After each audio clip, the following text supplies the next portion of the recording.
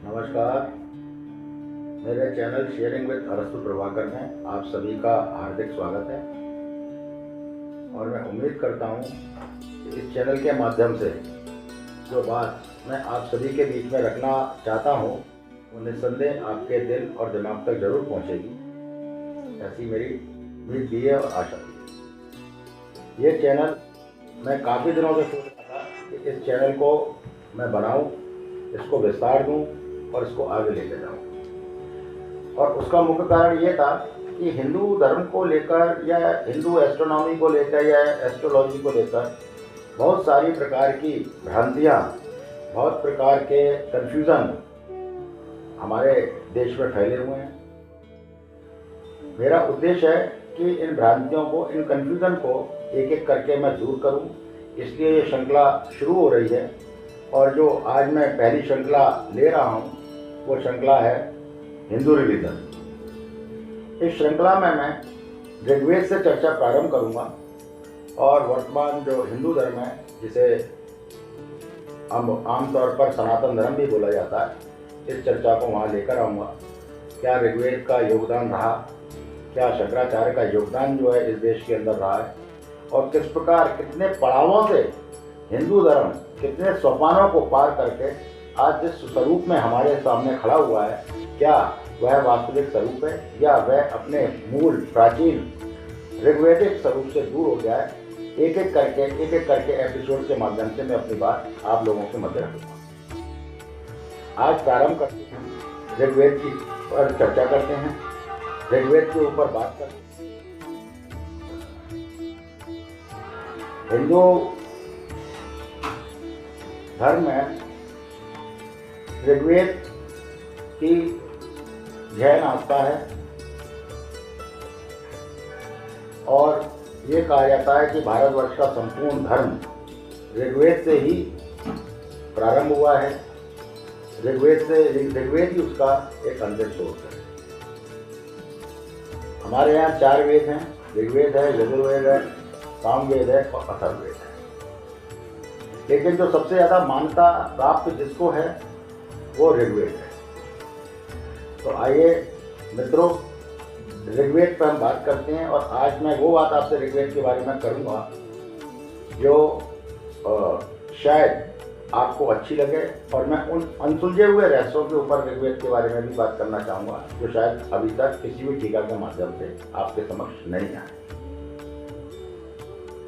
ऋग्वेद के ऊपर जो सबसे प्राचीन टीका हमको मिलती है वो सायनचार्य की मिलती है। सायनचार्य, उनको माधवाचार्य के नाम से भी जाना जाता है, आदि शंकराचार्य के शिष्य थे और श्रृंगेरी पीठ के पहले शंकराचार्य बनाए गए थे। इनकी सबसे प्राचीन टीका हमको ऋग्वेद पर मिलती है। ऋग्वेद को पढ़ने के बाद और ऋग्वेद को समझने के बाद 2-3 चीज़ें मैं अपनी और आपके सामने रखना चाहता हूँ जो बड़ा गहन सोचने और विचारने के लिए विषय बहुत आवश्यक है। पहली बात ये कि ऋग्वेद के जो प्रारंभिक मंडल हैं, उदाहरण स्वरूप 1 से लेकर 4 या 5 मंडल तक जो हैं, उसमें जिस संस्कृत का प्रयोग किया गया है वो संस्कृत आज वर्तमान में जो प्रसिद्ध संस्कृत है उससे सर्वदा भिन्न है। नंबर 1। नंबर 2, संस्कृत एकदम भाषा ऐसे नहीं बन गई है। कोई भी भाषा का जब गठन होता है या कोई भी भाषा बनाई जाती है तो उसका जो सबसे पहला जो भाषा बनाने में जिसका प्रयोग किया जाता है वो वर्ण का प्रयोग किया जाता है। वर्ण का मतलब एक अक्षर का। तो पूर्वकालीन जिस समय ऋग्वेद लिखा गया है या ऋग्वेद से पूर्व की जो स्थिति है वो ये है कि एक अक्षर मात्र में ही पूरा का पूरा या एक वर्ण के अंदर ही एक अर्थ समझा हुआ था। धीरे धीरे हमने एक वाक्य बनाना या एक शब्द बनाना शुरू किया और ये जो शब्द बनाने की जो परंपरा आई है, मोस्ट प्रोबेबली जहाँ तक मैं समझता हूँ कि शायद जो पढ़नी या कात्यायन जैसे जो ग्रामीण इस देश में आए उसके बाद जो है शब्द का निर्माण की प्रक्रिया शायद शुरू हुई है। उससे पहले एक मात्र वर्ण के आधार के ऊपर ही संपूर्ण जो अर्थ था वो प्रकट हुआ करता था। इस प्रकार के वर्णों का और इस प्रकार के अर्थों में ऋग्वेद के जो मंडल हैं, प्रारंभिक मंडल विशेषकर, बहुतायत में और घनघोर रूप से उसमें अलग अलग प्रकार के अर्थ छिपे हुए हैं। तीसरी बात, सायणाचार्य जो शंकराचार्य जी के शिष्य थे, वो उन्होंने जो टीका करी है, वो टीका उस समय जो ऋग्वेद को लेकर प्रचलित कहते हैं जो अर्थ थे या प्रचलित ऋग्वेद को लेकर जो श्रद्धा भाव था इस देश में, बहुत कुछ उसके आधार के ऊपर लिखा हुआ है। पर सायणाचार्य जी के साथ एक समस्या ये थी कि वो खगोल शास्त्री नहीं थे। ऋग्वेद की टीका वही व्यक्ति कर सकता है, मैं फिर दोहराता हूँ, ऋग्वेद के साथ न्याय और ऋग्वेद के जो टीका है वो वही व्यक्ति कर सकता है जिसे प्राचीनतम संस्कृति, विशेषकर जिसे एथाइमोलॉजी कहते हैं या फेनेटिक्स कहते हैं, उसका ज्ञान हो, नंबर 1, और जो साथ साथ में एस्ट्रोनॉमी समझता हो। वही व्यक्ति ऋग्वेद की अनुवाद करने में, ऋग्वेद का मीमांसा करने में, ऋग्वेद के टीका करने में समर्थ हो सकता है।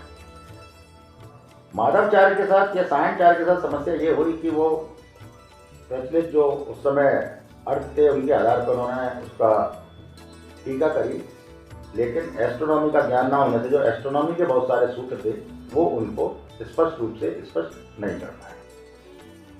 ऋग्वेद के बाद या सायणाचार्य के बाद जो मैंने पढ़ा और समझा वो बाल गंगाधर तिलक को पढ़ा। बाल गंगाधर तिलक जी का आप जानते हैं स्वतंत्रता संग्राम सेनानी थे और उनकी जो पहचान पूरे विश्व में बनी वो एक स्वतंत्रता संग्राम सेनानी के रूप में बनी।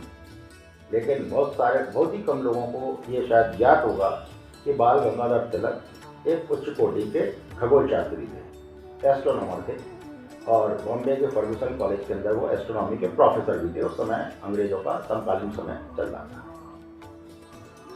तिलक जी उस समय जो भी एस्ट्रोनॉमी का स्वरूप इस देश में रहा हो, जो भी स्वरूप रहा हो, उस सीमाओं के अंतर्गत वो खगोल के ऊपर उनका अपना कार्य रहा है तिलक जी का।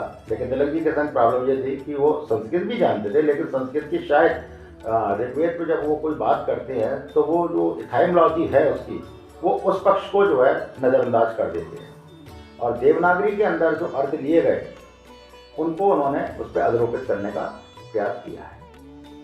जैसा मैंने कहा कि ऋग्वेद के साथ न्याय वही व्यक्ति कर सकता है जो देवनागरी के अर्थों से दूर रहे, नंबर 1, और नंबर 2 जिसे खगोल का बहुत अच्छा ज्ञान हो, वो ऋग्वेद की टीका एक संतुष्टिपूर्ण तरीके से करने में सक्षम है। आज इसी के आधार के ऊपर, ये बेस के ऊपर जो है मैं अपनी बात आप सभी के सामने ऋग्वेद को लेकर रख रहा हूँ। पहली बात तो यह है कि ऋग्वेद, इसका अर्थ अभी तक जो है स्पष्ट नहीं हो पाया कि ऋग्वेद का अर्थ क्या है। ऋग वर्ड ऋचा शब्द से भी बहुत सारे लोग कहते हैं कि सब ये ऋचा जो ऋचाओं का प्रयोग किया गया है उसलिए उसको ऋग बोला जाता है, और वेद का अर्थ है जानना या ज्ञान, उसका अर्थ है। निस्संदेह वेद का अर्थ जो है वेद करना, किसी चीज़ का जानना या किसी चीज़ को पहचानना। लेकिन मेरा अपना ये मानना जो है कि ऋग शब्द में जो ऋग और गाश शब्द है ये दोनों सूर्य और पृथ्वी को डिनोट करते हैं। एथाइमोलॉजी के सेंस में ऋग शब्द जो है किरणों के लिए हुआ है, जो जनरली प्रयोग सूर्य के लिए होता है, और गा शब्द जो है धरती के लिए हुआ है। यानी कि पृथ्वी और सूर्य का ज्ञान रखना जो है ऋग्वेद कहलाता है। और ये जो मैं आपको अर्थ बता रहा हूँ, ये अर्थ उसी आधार पर बता रहा हूँ कि संस्कृत की पहले एथाइमोलॉजी का जो है अध्ययन मैंने किया काफ़ी, और उसको समझने का प्रयास किया कि कैसे एक शब्द में संपूर्ण अर्थ छिपा हुआ था। और ऋग्वेद को जिन लोगों ने पढ़ा हो या ऋग्वेद को जो पढ़ने का प्रयास कर रहे हैं वो यही देखेंगे कि पूरे ऋग्वेद के अंदर कहीं ना कहीं सूर्य का, पृथ्वी का, वायु का, इन्हीं का आपस जो है एक तालमेल है।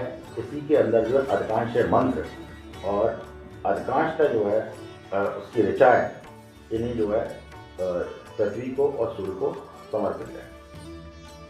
ऋग्वेद के जो प्रमुख ईश्वर हैं, सूर्य है, वायु है, वरुण है, इंद्र है, ये सारे के सारे कहीं ना कहीं हमारे वायुमंडलीय देव कहलाते हैं। और इन सब में प्रोमिनेंट रूप से, प्रमुख रूप से यदि किसी की आराधना की गई है तो वो सूर्य की गई है।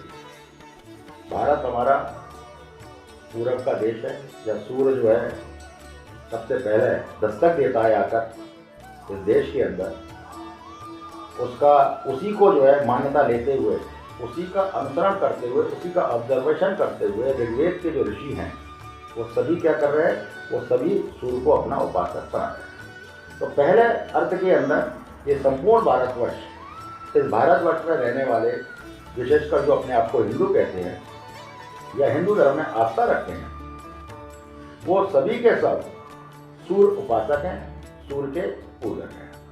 ये अलग बात है कि कालांतर के अंदर हमने बहुत सारे जो है अन्य देवी देवताओं को अस्तित्व में लेके आए, चाहे वो शिव जी हो, चाहे विष्णु जी हो, जिसे मैं अपनी आगामी श्रृंखला में स्पष्ट करने का प्रयास करूंगा कि किस प्रकार ये सूर्य के ही विभिन्न प्रकार के रूप हैं। तो यहाँ जो पहली बात मैं कहना चाहता हूँ कि ऋग्वेद के ऋषि के समय भारतवर्ष में रहने वाले हर व्यक्ति सूर्य के उपासक हैं और ये सब के सब जो है सूर्यवंशी हैं। ऋग्वेद में सूर्य के बाद की उपासना के बाद अगर किसी की उपासना आती है तो वो अग्नि की उपासना आती है। अब देखिए, अग्नि की जो उपासना की गई है वो अग्नि की उपासना दो कारणों से या तीन कारणों से जो की गई है, जिसमें से पहला कारण यह है कि धरती के ऊपर सूर्य का अगर कोई प्रतिनिधित्व करता है तो वो अग्नि करती है। आसमानी सूर्य और धरती पर प्रज्वलित सूर्य, आसमानी सूर्य हमारा सूर्य देव हो गए और धरती के ऊपर जो सूर्य के रूप में हम प्रतीकात्मक रूप से जिसकी आराधना कर रहे हैं वो हमारी अग्नि है। इसलिए ऋग्वेद के लगभग 70, 72, 75% जो मंत्र हैं वो सूर्य को और अग्नि को समर्पित है। अग्नि की पूजा करने का एक और विशेष कारण है। विशेष कारण ये है कि आप आज से कल्पना करें 2000 साल पहले या 3000 साल पहले या 3500 साल पहले, जब बिजली नहीं थी, प्रकाश नहीं था, मकान नहीं थे, लोग बड़ा जीवन जो है एक विपरीत परिस्थितियों में काट रहे थे। उस समय जब ठंड का वातावरण होता था तो ठंड ऐसा नहीं कि आज की ठंड कम हो गई, किसी समय में जो ठंड पड़ती होगी इतनी ज़बरदस्त ठंड रहती होगी जिसमें आदमी का मरण ही संभव है यदि उसके पास अग्नि नहीं होती। उस ठंड से, उस विभीषिका से बचाने का अगर कोई एक उपाय था धरती के ऊपर तो वो केवल अग्नि थी। इसलिए उस अग्नि को हमने जीवन प्रकाश, जीवन की आत्मा मान लिया, क्योंकि वो हमको जीवन देने में सक्षम है। आज भी हमारे जीवन में, हमारे शरीर के अंदर अग्नि तत्व जो है क्रिएशन का काम करता है। बिना अग्नि तत्व के जो है कोई निर्माण नहीं हो सकता। तो निर्माण की बात जो प्रथम सोपान है वो अग्नि तत्व के रूप में ही हमारे सामने प्रस्तुत होता है। इसलिए ऋग्वेद के अंदर केवल महज पूजा या आराधना नहीं है, ऋग्वेद के अंदर धरती पर एक होस्टाइल वातावरण में रहने वाले वासियों का एनवायरनमेंट के साथ जो लगातार संघर्ष चल रहा है, जो एक कन्फ्लिक्ट चल रहा है, उसका पूरा जो गाथा है वो हमारा ऋग्वेद कहलाता है। यहाँ ये बात भी मैं कहना चाहूँगा कि ये इतना बड़ा महाग्रंथ है, इतना बड़ा ये ज्ञान का भंडार है कि इसके बाद कालांतर में आने वाले जितने भी पुराण, जितनी भी धार्मिक कथाएं, चाहे वो वाल्मीकि रामायण हो, चाहे वो रामचरितमानस हो, चाहे वो महाभारत हो, इसके सारे के सारे बीज अगर आप देखेंगे तो कहीं ना कहीं ऋग्वेद के अंदर आपको मिलेंगे। और ऋग्वेद से ही इन दो 4 लाइन के मंत्रों को, श्लोकों को, जो कि एक संघर्ष की गाथा को बयां कर रहे थे, उठाकर एक संपूर्ण वाङ्मय इस देश में लिखे गए। तो रामचरितमानस हो या वाल्मीकि रामायण हो या महाभारत हो या पुराण हो या पुराणों के अंदर विभिन्न प्रकार की जो कथाएं दी गई हैं, वो सबके सब स्वरूप, सबके सब रूप कहीं ना कहीं एक छोटे से मंत्र में या छोटे से किसी कथाकार में ऋग्वेद के अंदर प्रेजेंट है, जिसे वहीं से उठाया गया। इसलिए समस्त पुराणों का, समस्त जो है धार्मिक ग्रंथों का अगर कोई आधार सूत्र है तो वो ऋग्वेद है। ऋग्वेद एक ऐसा ग्रंथ है जो हमारी प्राचीन जो व्यवस्थाएं रही हैं, उन प्राचीन व्यवस्थाओं के ऊपर वो प्रकाश डालता है। मनु है, उसका भी कहीं ना कहीं आपको जो है नाम ऋग्वेद में मिलता है, बाद में मनु स्मृति बनाई गई। यम, उसका भी नाम आपको कहीं ना कहीं मिलता है। और ये इसका जो है विस्तार किया गया। यम को जो है मृत्यु का देवता माना गया कि ये मृत्यु का देवता है। यम इसलिए ये माना गया, और यम छोटा भाई है, मनु बड़ा भाई है मनु को। और मनु को जो देखा गया तो मनु का अर्थ यही निकल के आया कि इस संसार में जीवित होने वालों में जो सबसे पहला पुरुष था, जो सबसे पहले जीवित हुआ वो मनु कहलाया, और जिसकी सबसे पहले मृत्यु हुई वो यम कहलाया। यम का अगर अर्थ आप जो है एथाइमोलॉजी में भी जाकर देखेंगे या मनु का भी देखेंगे तो बड़ा आपको अर्थ अजीब प्रकार का मिलेगा। ये दो शब्दों से मनु बना हुआ, माँ और नू से। माँ का अर्थ होता है शक्ति, माँ का अर्थ होता है पिता। कई रूपों में ये माँ शब्द केवल एक मात्र वर्ण माँ कई शब्दों में यूज किया गया है। और नू शब्द का अर्थ हुआ है जल के रूप में, यानी कि मनु का और बाढ़ का और जल प्लावन का एक आपसी संबंध रहा है। और हमारे यहाँ मत्स्य अवतार के अंदर जो है मत्स्य का भी कहीं ना कहीं जल से बहुत बड़ा संबंध रहा है। इसका अर्थ केवल इतना होता है कि जो सृष्टि पहले हुई, सबसे पहले सृष्टि जल के अंदर हुई है, जिसका प्रतीक धीरे धीरे परिवर्तन के बाद जिसने मानव शरीर धारण किया वो मनु है। नू मतलब जल और माँ का मतलब शक्ति, यानी कि जल से जो है उत्पन्न शक्ति को हमने मनु कहा है। वही यम अर्थात अंधकार, या का मतलब यहाँ पर जो लिया गया है वो अंधकार से लिया गया, और माँ का अर्थ वही जैसे मैंने आपको बताया कि शक्ति के रूप में लिया गया है। तो जो अंधकार से उत्पन्न शक्ति है उसको हमने यम कहा गया है। और यही प्रकाश और अंधकार, सुर और असुर, इन दोनों का जो संघर्ष है, यही संघर्ष हमारा पूरा का पूरा ऋग्वेद के अंदर और उसके कालांतर जो धार्मिक ग्रंथ रहे हैं उसके अंदर हमें दिखाई दे रहा है। यहाँ बहुत सारे जो है अन्य कारक तत्व हैं, जैसे वायु है, मरुत हैं, ये सारे के सारे हैं, ये वायु है। एक अंधड़ अगर तीव्र चीज़ों में चलता है, बहुत तेज़ी के साथ चलता है, जिसमें मानव अपना अस्तित्व बचाने में असमर्थ हो रहा है, वो भी कहीं ना कहीं जो है उसकी प्रार्थना करता है कि आपका अंदर ऐसा ना चले कि जिसके अंदर मेरा घर, मेरा परिवार, मैं स्वयं जो है कहीं हतोत्साहित हो जाए, या कहीं ना कहीं हम जो है एक संकट के रास्ते पर खड़े हो जाए, तो वो उसको देव के रूप में पूज रहा है। इंद्र तमिलनाडु ऋग्वेद का, कृषि के लिए आपको पानी की जरूरत है। भारत शुरू से ही कृषि प्रधान देश रहा है, और कृषि के लिए आपको कहीं ना कहीं जो है बादलों की पानी की जरूरत होती है। तो जो पानी के देव है वो इंद्र कहलाए हैं। जब तक वर्षा नहीं होगी तब तक भूमि के ऊपर फसल अच्छी नहीं बोई जा सकती। तो अपने सस्टेनेंस के लिए, अपने जीवन के अस्तित्व को बचाए रखने के लिए इंद्र की पूजा की जा रही है कि हे इंद्रदेव, हमारी जो है रक्षा करिए, हमारी मदद के लिए आइए। और वो इंद्र बादलों से पानी बरसा के हमारे जीवन को, हमारी फसलों को लहरा के हमारे जीवन को बचाने में मदद कर रहे हैं। इसलिए इंद्र हमारे एक प्रोमिनेंट गॉड के रूप में सामने हैं। ऋग्वेद के अंदर बहुतायत रूप में गाय शब्द का भी इस्तेमाल हुआ है। आज गाय हमारे यहाँ एक बड़ा सम्मानित और एक पवित्र जो है पशु के रूप में देखा जाता है, और वो हमारा इसलिए माना जाता है कि वो, उसका दूध हमारे संपूर्ण जीवन के लिए पर्याप्त है। यदि हमको भोजन ना मिले और हमको दूध ही मिलता रहे तो भी व्यक्ति जीवित रह जाता है। इसलिए गाय को हमने जो है बड़ा पवित्र माना गया है। अब ये गाय शब्द एक जानवर के लिए कैसे पड़ा, देखिए इसका भी जो है कहीं ना कहीं बीज जो है ऋग्वेद में दिया हुआ है। ऋग्वेद में गाय शब्द दो जगह पे प्रयुक्त हुआ है, और दोनों जगह पे वो अलग अलग अर्थों में प्रयुक्त हुआ है। गाय शब्द पहली बार प्रयुक्त हुआ है सूर्य की किरणों के लिए। सूर्य की किरणों को हम गाय कहते हैं। जिस प्रकार सूर्य की नर्म किरणें, जिस समय सवेरे सूर्योदय होता है, इसकी नर्म किरणें जीवन देने वाली होती हैं, हमारे जीवन को संरक्षित करने वाली होती है, हमें उल्लास देने वाली होती है, इसलिए उन किरणों को गाय कहा गया है। सूर्य की किरणों को केश भी कहा जाता है। अब केश कहाँ यूज हुआ है वर्ड, मैं उसको आगे बताऊँगा। गाय शब्द जो बादल हैं, उन बादलों में जो पानी छुपा हुआ है उसके लिए भी गाय शब्द का हुआ है। इसलिए ऋग्वेद में एक मंत्र दिया हुआ है कि इंद्र ने अपने वज्र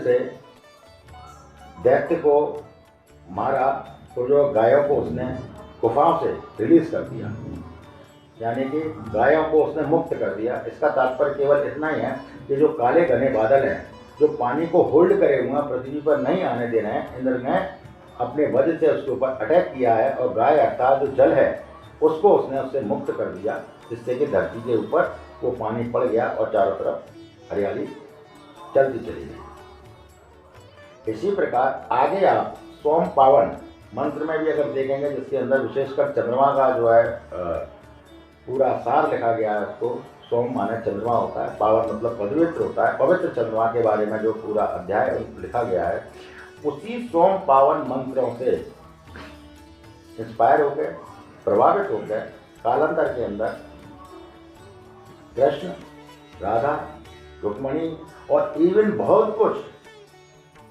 महाभारत का कथानक लिखा गया।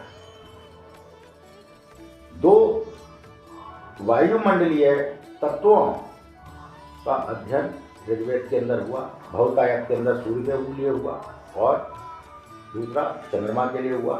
सूर्य के रूप में बहुत सारी गाथाएं हमारी वाल्मीकि रामायण और रामचरितमानस लिखी गई, तो इस प्रकार वह सूर्य का पूरा निरूपण था। मैं अगले अपने वीडियो के अंदर इसका चर्चा आपसे जरूर करूँगा। उसी प्रकार सोम पावन मंत्र से बहुत सारे मंत्रों को लिया जाकर एक जनरल आइडिया ले जाकर, जिस प्रकार कृष्ण, राधा, रुक्मणी, गोपियाँ, उद्धव और महाभारत जैसे बड़े कथानक का इस देश के अंदर जन्म लिया गया। आज के लिए इतना ही काफ़ी है। अगले एपिसोड में मैं आपसे फिर बात करूँगा। नमस्कार।